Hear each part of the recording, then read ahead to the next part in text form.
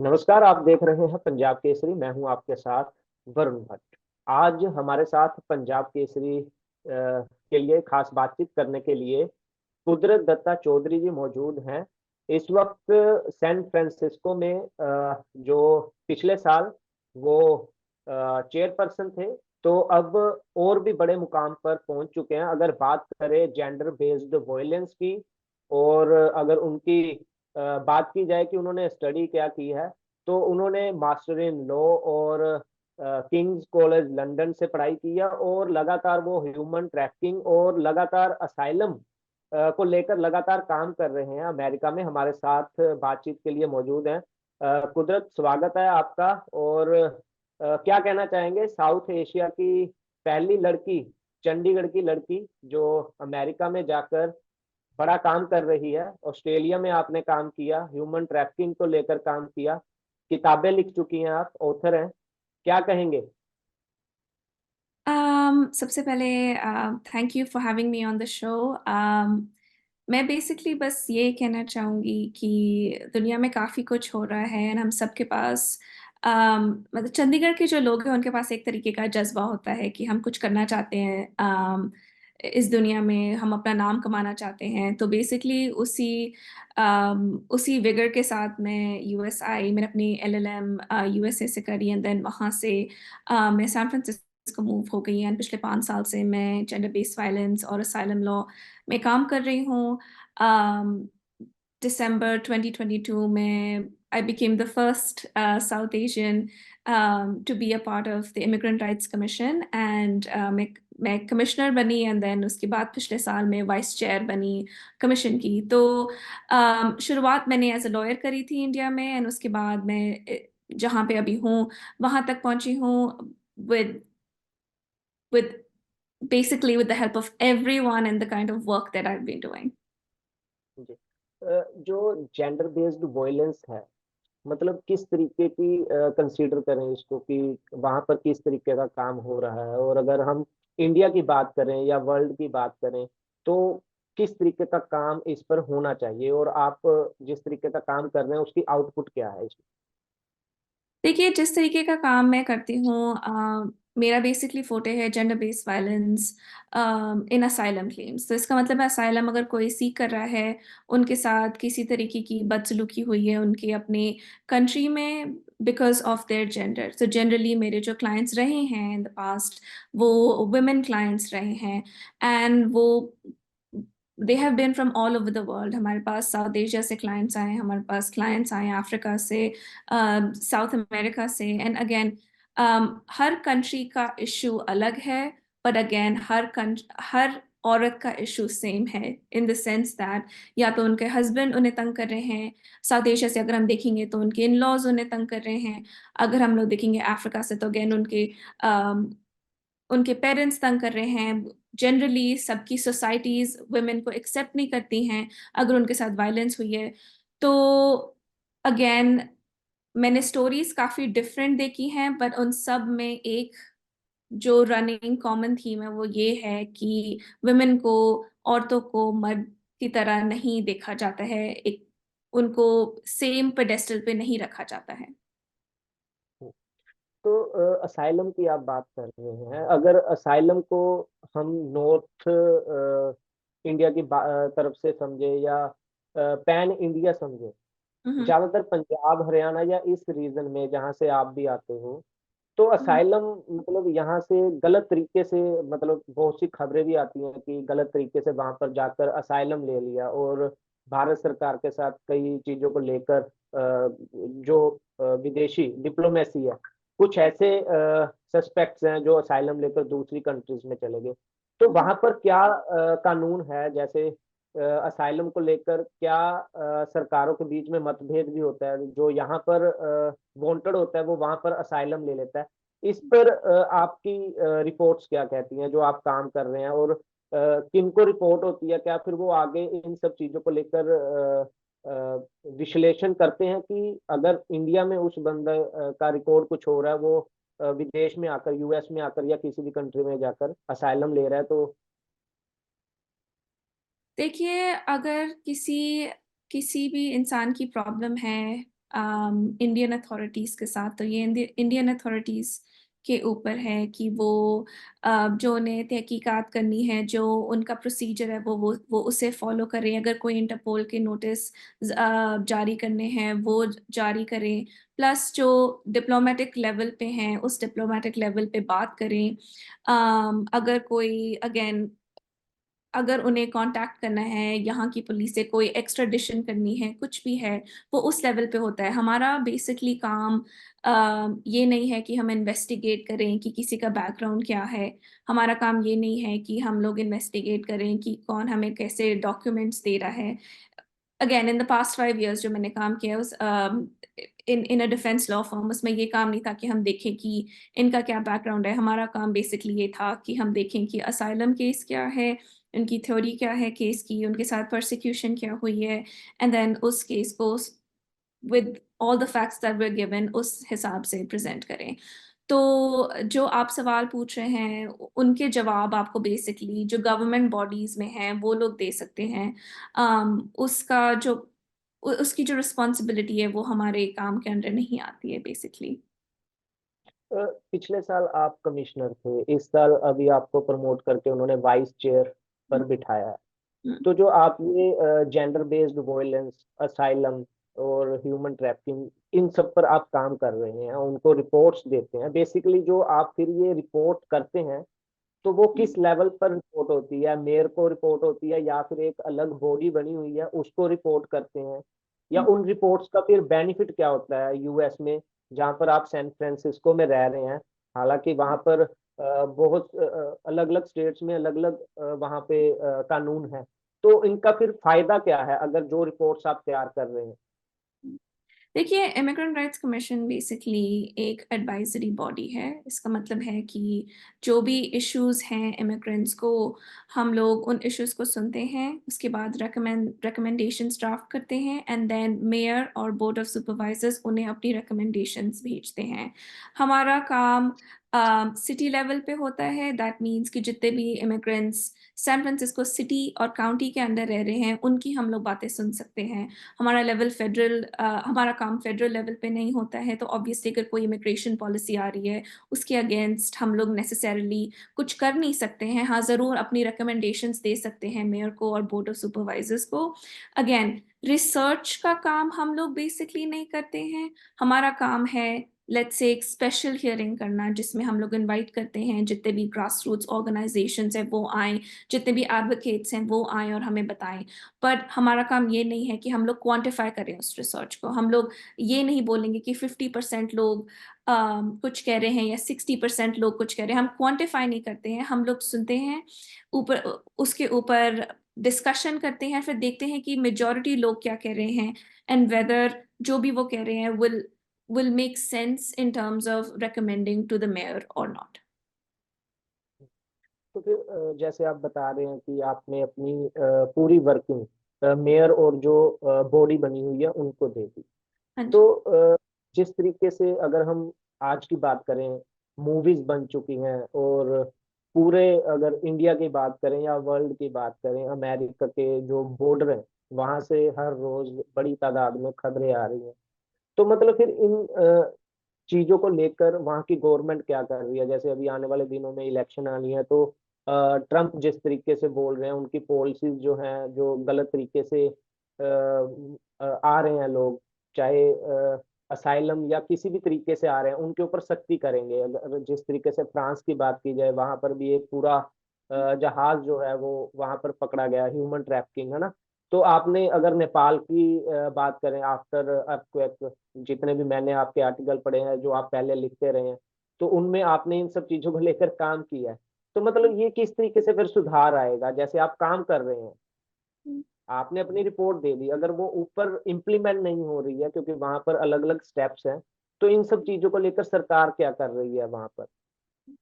देखिए, इमिग्रेशन का जो मुद्दा है वो एक फेडरल मुद्दा है, एंड अगेन जैसे जैसे प्रेसिडेंट बदलते हैं वैसे वैसे उनकी जो पॉलिसीज है वो भी बदलती हैं। हमारा काम है इमिग्रेंट्स के हित में बात करना।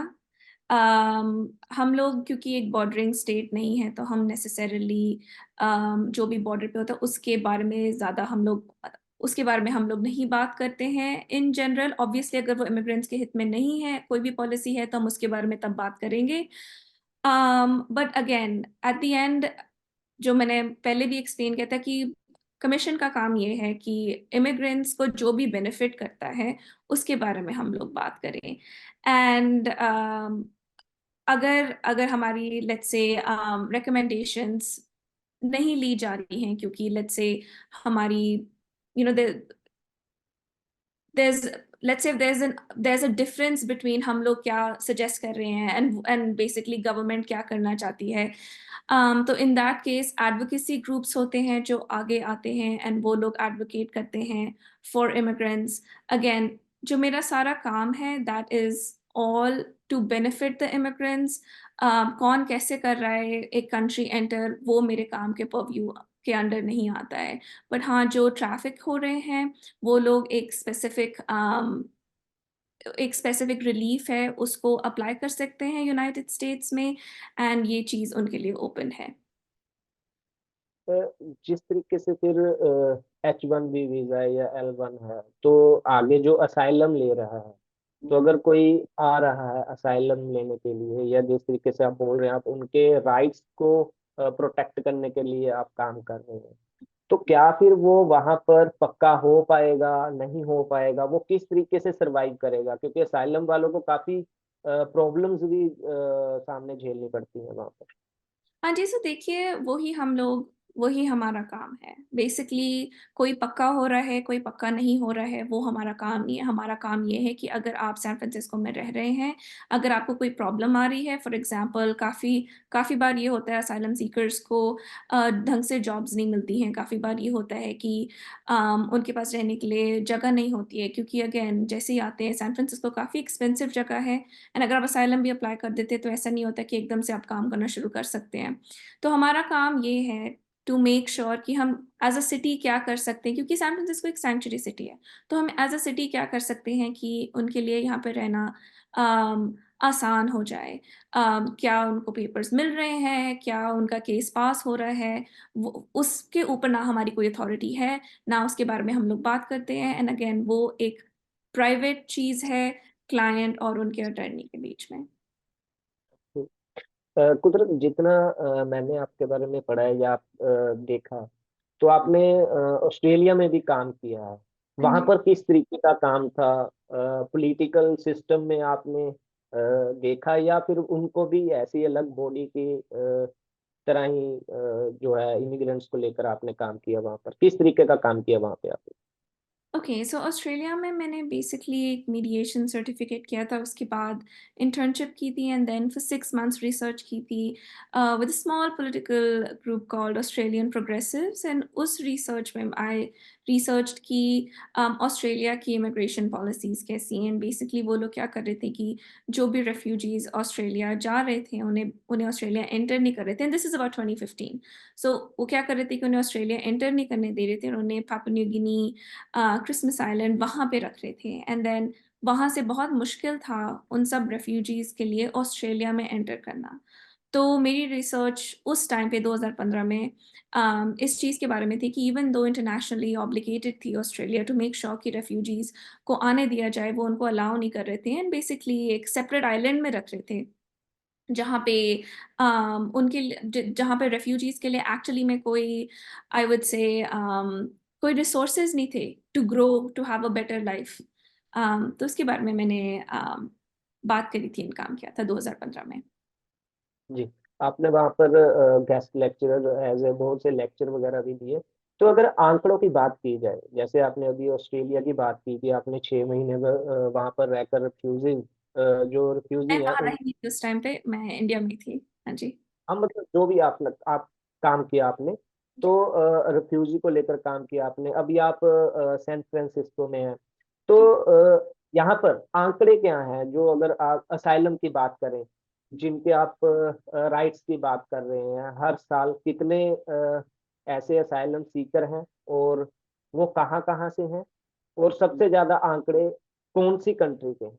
क्योंकि हम्म। ज्यादातर अगर इंडिया की बात करें, तो गुजरात, पंजाब, हरियाणा, मतलब इधर नॉर्थ रीजन या फिर गुजरात इस साइड का, अभी साउथ काफी हो गया, तो मतलब यहाँ के लोग ज्यादा बोले जाते हैं कि ये ज्यादा जाते हैं या ऐसे, आंकड़े क्या हैं?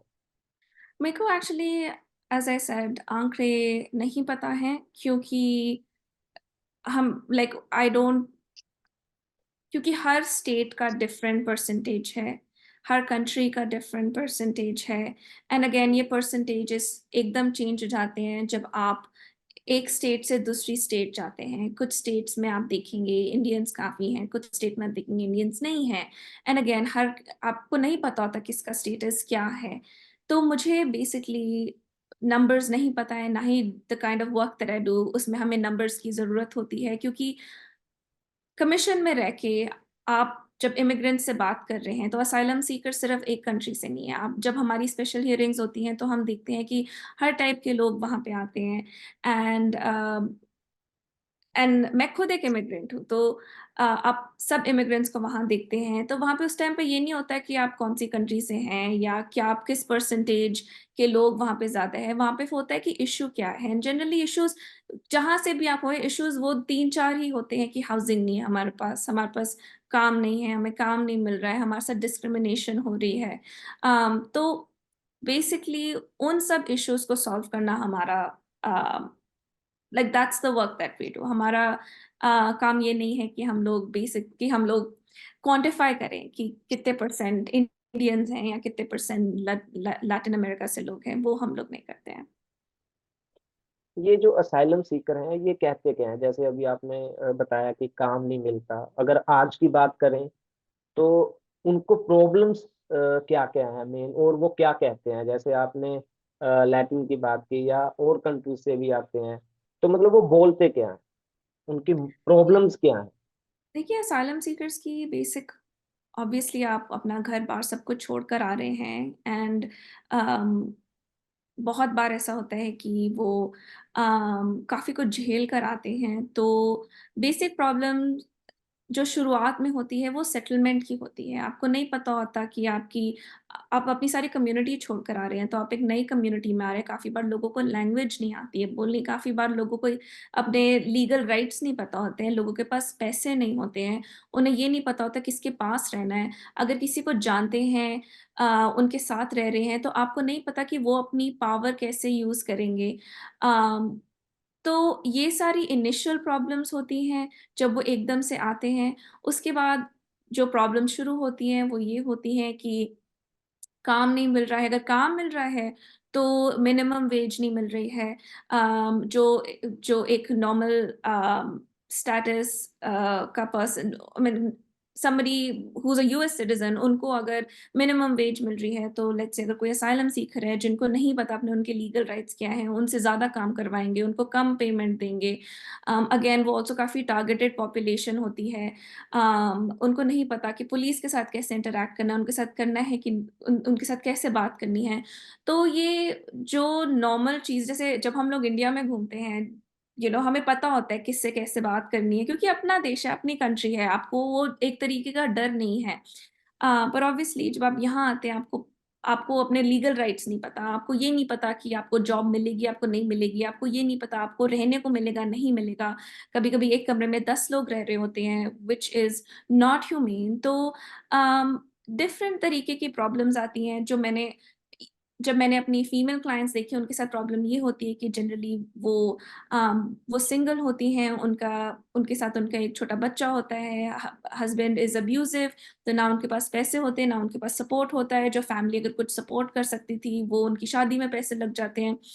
तो आप, as I said in my previous answer, आप जिसको भी उठा के देखेंगे, चाहे वो डिफरेंट तरीके के लगें, चाहे वो कोई डिफरेंट लैंग्वेज बोले, उन सब में एक रनिंग थीम होएगी, और वो यही रनिंग थीम होएगी कि जो जो बेसिक नेसेसिटीज़ हैं, उनको हम कैसे पाएँ? क्योंकि इट्स वेरी डिफिकल्ट कि आपने लेट्स से 30-40 साल किसी और कंट्री में लगाए होते हैं, उसके बाद में एकदम से आप इमरजेंसी में अपनी कंट्री छोड़ के, जो भी आपकी कंट्री है, छोड़ के आप नई कंट्री में आ रहे हैं, व्हिच इज़ नॉट ईज़ी। तो that is one of the biggest issues that I have seen. Canada बिल्कुल साथ है अमेरिका के। अगर वहाँ की बात की जाए, वहाँ पर ज्यादातर मैं पंजाब पे ही फोकस कर रहा हूँ आपके साथ इंटर करते हो, क्योंकि आप भी चंडीगढ़ से बिलोंग करते हैं। तो वहाँ पर एक ये भी अब डिमांड हो रही है, जो वहाँ पर लड़कियां हैं जो चाहे स्टडी पर जा रही हैं या एज ए वर्क परमिट जा रहे हैं या पीआर जा रहे हैं, तो वहाँ पर उनको काफ़ी प्रॉब्लम्स आ रही हैं, ज़्यादातर स्टडिंग या फिर ऐसी लड़कियां, तो वहाँ पर उनके साथ जो बर्ताव हो रहा है, और वो अ, कुछ ऐसे प्रोफेशन में भी जा रही हैं जो यहाँ पर ठीक नहीं समझा जाता। उसको लेकर भी आप कोई काम कर रहे हैं या आपकी चर्चा होती होगी, जो आपके कुलीग्स होंगे या जो आपके साथ ऐसे एसोसिएट्स होंगे, तो आप अ, काम कर रहे होंगे, एक कंट्री से दूसरी कंट्री में आपके पास फैक्ट्स आते होंगे। हुँ। नहीं, उसके बारे में हम लोग उसके ऊपर हम लोग बेसिकली एज़ सच काम नहीं कर रहे हैं। ऑब्वियसली लोगों के पर्सनल जो ओपिनियंस हैं, वो उनके पर्सनल ओपिनियंस हैं, बट क्योंकि हमने सैन फ्रांसिस्को में अम, ये बेसिकली अभी तक इश्यू हमने एज़ सच देखा नहीं है, specifically about the Punjabi community, क्योंकि आपने पंजाबी कम्युनिटी के बारे में पूछा है, तो हमने ये इश्यू सैन फ्रांसिस्को में नहीं देखा है, तो इसके बारे में एज़ सच चर्चा भी नहीं हुई है ऑफ़िशियली। तो आप चंडीगढ़ के बारे में थोड़ा सा बताइए कि आप कितने टाइम बाद यहाँ पर चंडीगढ़ में आते हैं, और अगर बात की जाए यहाँ पे विवेक हाई स्कूल, वहाँ से आपने स्टडी की, फिर आपने पंजाब के आर्मी इंस्टीट्यूट से वहाँ पे आपने स्टडी की, तो फिर कभी चंडीगढ़ या इसकी याद नहीं आती? आप वहाँ पर बैठे हैं तो घर वालों के साथ कैसे बातचीत होती है, और कैसे आप अपने दोस्तों के साथ बातचीत करते हैं, क्योंकि आप वहां पर बैठे हैं और काम भी आप ऐसा कर रहे हैं जो यहाँ पर समझते हैं, मतलब जिस तरीके से हम असाइलम, खास कर ये बहुत बड़ा वर्ड यहाँ पे जो यहाँ पर इस्तेमाल किया जाता है। राइट ऑब्वियसली मुझे घर की तो ऑब्वियसली याद आती है when I think once you are from Chandigarh once a Chandigarhite always Chandigarhite तो मैं तो जिससे भी मिलती हूँ उनको हमेशा आई थिंक मेरे को एक सेल्स पर्सन होना चाहिए फिर चंडीगढ़ क्योंकि मैं सबको बताती हूँ माय गॉड अब देखो चंडीगढ़ इतना सुंदर है हम ग्रिड्स में हैं एंड इंटरेस्टिंगली मुझे सैन फ्रांसिस्को हमेशा चंडीगढ़ की याद दिलाता है because San Francisco is also in grids तो मुझे I really do miss Chandigarh. As a matter of fact, मैंने ऐसे a couple of months ago एक funny caricature सभी बनाया था Rich Auntie of Chandigarh because and यहाँ पे काफी लोगों को बहुत वो caricature पसंद आया कि oh you know we can totally get used to this caricature कि Rich Auntie of Chandigarh because the way Chandigarh people are it's different. So I think that's just how I keep Chandigarh alive, and I think I don't think मेरी life की trajectory the way it is मेरे को नहीं लगता कि मेरी trajectory ऐसी होती है अगर मैं चंडीगढ़ से ना आती तो I take a lot of pride in being from Chandigarh काफी बार लोग pronounce भी नहीं कर पाते हैं I'm like नहीं नहीं I'm from चंडीगढ़ कभी नहीं मैं बोलती कि मैं I'm 4 hours away from Delhi or 2 hours away from Shimla I am just very proud to be from Chandigarh and I think मैंने मतलब I sound so excited talking about Chandigarh, but I generally tell everybody about how amazing Chandigarh is. And kuch mahine pehle, my fiance and I also visited, and he loved Chandigarh. So yeah, it's very special to us. तो मेरा आखिरी सवाल है आपसे, आपका next target क्या है? आप जेंडर वॉयलेंस और जो हमने आगे काफी बातचीत कर ली है, नेक्स्ट टारगेट क्या है? क्या कुछ सोचा कि आगे क्या कुछ और करना है? Hmm. So I think like अभी मैं continue करूँगी obviously research करना and जो मैं अभी कमीशन के साथ काम कर रही हूँ उनके साथ क्योंकि अभी जो हमारा जो 2024 है इज एन इलेक्शन ईयर तो ये काफ़ी इंटरेस्टिंग ईयर होने वाला है जैसे इलेक्शन ईयर आता है इमिग्रेशन पॉलिसी चेंज हो जाती है तो I would believe there is a lot to come तो फॉर 2024 ये मेरा टारगेट होएगा I will be writing a lot more about immigration policy I will be researching about what is happening. I'll increase the research that I've been doing, and then again, जो भी issues हैं, for example, in the past मैंने H1B layoffs के बारे में काफी बात करी है commission में, पर अगर आगे कोई issues हैं, then I will be bringing them up with the commission. तो 2024 at least till the elections ये मेरा plan है. जी, हमारे लिए हमारे साथ बातचीत करने के लिए बहुत बहुत शुक्रिया। तो ये थे हमारे साथ कुदरत दत्ता चौधरी। सैन फ्रांसिस्को में ये लगातार जेंडर बेस्ड जो वॉयलेंस है, चाहे उस पर हो, चाहे असाइलम को लेकर या फिर ह्यूमन ट्रैफिकिंग, तो ये लगातार रिसर्च करते रहे हैं और अभी भी इनकी रिसर्च जारी है। और लगातार किस तरीके से जो असाइलम सीकर्स हैं उनके राइट्स को लेकर ये लगातार काम कर रहे हैं। तो पिछले साल इनको कमिश्नर के पद पर जो है बिठाया गया था, तो इस साल इनको वाइस चेयर के पद पर बिठाया गया। तो अब ये लगातार काम कर रहे हैं। तो पंजाब के साथ साथ चंडीगढ़ को भी इनके ऊपर पूरा नाज है कि चंडीगढ़ की लड़की सैन फ्रांसिस्को में जाकर एक अच्छा काम कर रही है और पूरे भारत का नाम जो है रोशन कर रही है। देश विदेश की खबरों के लिए आप जुड़े रहें पंजाब केसरी जगबानी के साथ।